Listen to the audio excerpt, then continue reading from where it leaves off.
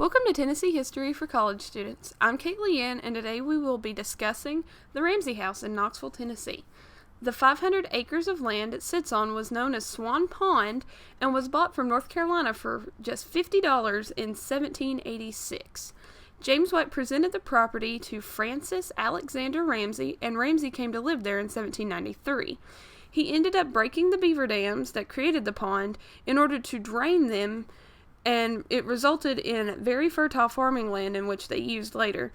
The house itself is built in a Gregorian style and is constructed of Tennessee pink marble and blue limestone, which was actually mined from the quarry just right down the road from it. The attached kitchen boasts a hearth that is made of a 2,000-year-old tree trunk. The fireplace was used to make lye soap as well as do the normal cooking.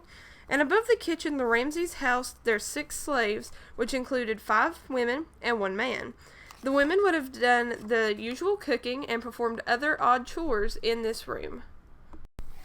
They would even make their own candles. They would use one of 2 methods. One was the dip method, in which they would dip the wick into wax and let it dry and then continue to do it over and over.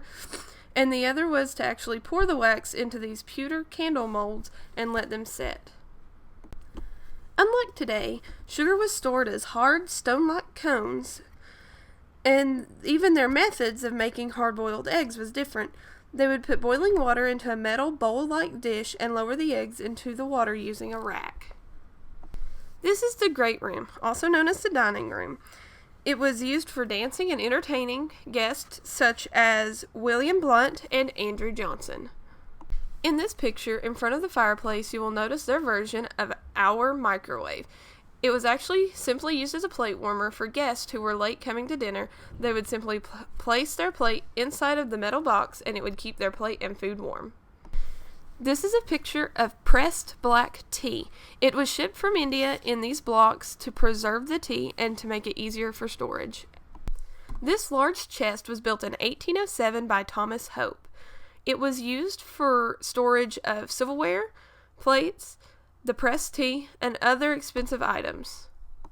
Shutters like this were used on bottom floor windows for protection from Indians as they would attack the house, and it would make it harder for them to gain entry.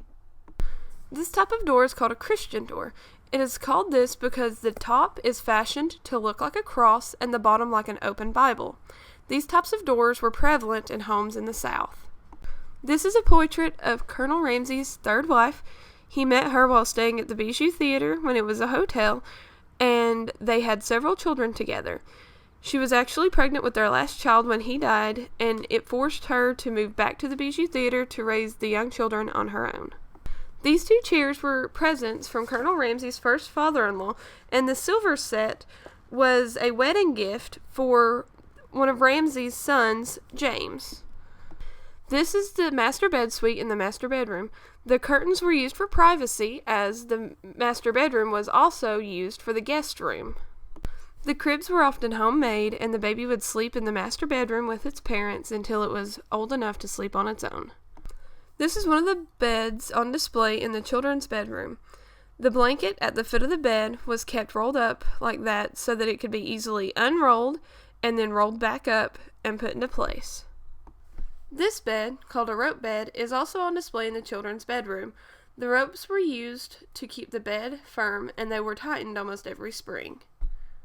The children would keep their belongings in chests under their beds. This allowed for more room for play and to practice their manners with their nanny. After Colonel Ramsey's death in 1820, the house changed hands many times before being left to the elements and almost destroyed. In 1952, the Knoxville chapter of the APTA bought the house and land for $8,000. It has now been reconstructed and replenished to its former glory and is now open as a museum for tours.